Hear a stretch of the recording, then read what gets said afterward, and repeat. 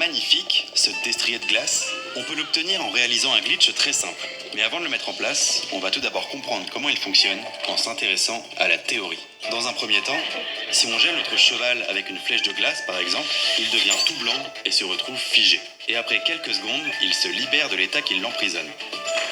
Dans un second temps, si on s'éloigne de notre cheval, il reste là où il est. Il nous attend calmement. Et une fois arrivé assez loin de lui, comme il n'est plus visible à l'écran, le jeu décide de ne plus l'afficher ni jouer ses animations. De toute façon, on ne le voit plus.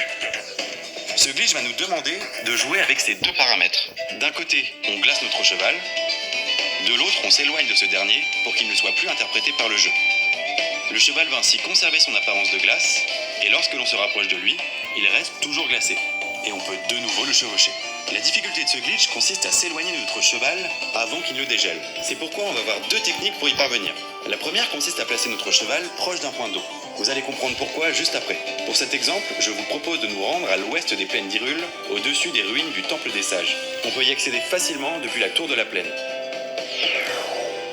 Il nous suffit de s'en approcher.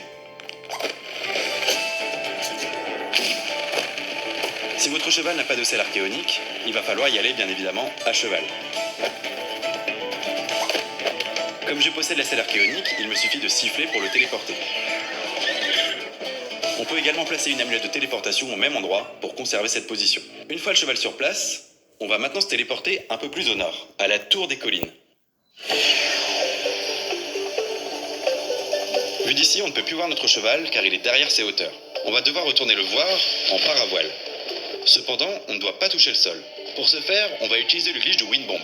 Si vous ne le connaissez pas, je vous conseille de regarder cette vidéo que vous trouverez en fiche et en description. J'y explique en détail le fonctionnement de ce glitch.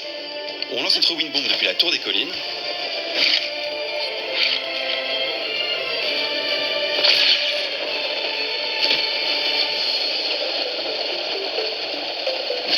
On peut effectuer le même glitch une seconde fois pour s'en approcher encore plus rapidement. Et une fois arrivé à proximité de notre cheval, on vérifie que nous sommes bien placés au-dessus de l'eau. Puis on maintient ZR pour préparer une flèche de glace. Et on attend que notre endurance se vide. On peut ainsi décocher une flèche de glace sur le cheval qui se retrouve gelé. Et comme nous n'avons plus d'endurance, on tombe et on se noie. Vous n'êtes pas sans savoir qu'après une noyade, Link se relève au dernier point de contact entre ses pieds et le sol. On se retrouve donc de nouveau en haut de la tour des collines. Il ne reste plus qu'à retourner voir notre cheval en lançant des Wind Bombs.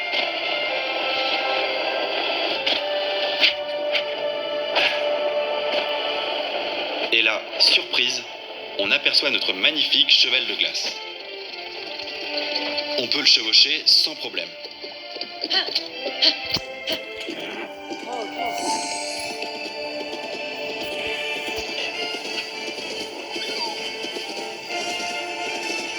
Si vous ne maîtrisez pas le glitch de Wind Bomb, il existe une autre technique pour obtenir le même résultat. Pour la réaliser, il suffit de placer son cheval à un endroit quelconque. Puis on s'en éloigne.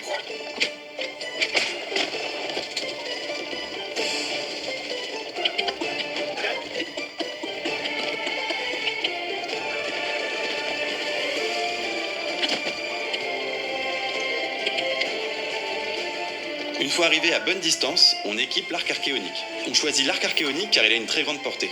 Vous pouvez l'acheter au laboratoire antique d'Akala. Une fois l'arc équipé, on décoche une flèche visant à geler le cheval depuis notre position. Quand ce dernier se retrouve gelé, il ne nous reste plus qu'à nous éloigner en passant derrière un décor ou une montagne par exemple. Après quelques secondes, le glitch devrait être fonctionnel. Quand on revient dans la zone, nous retrouvons notre splendide cheval de glace.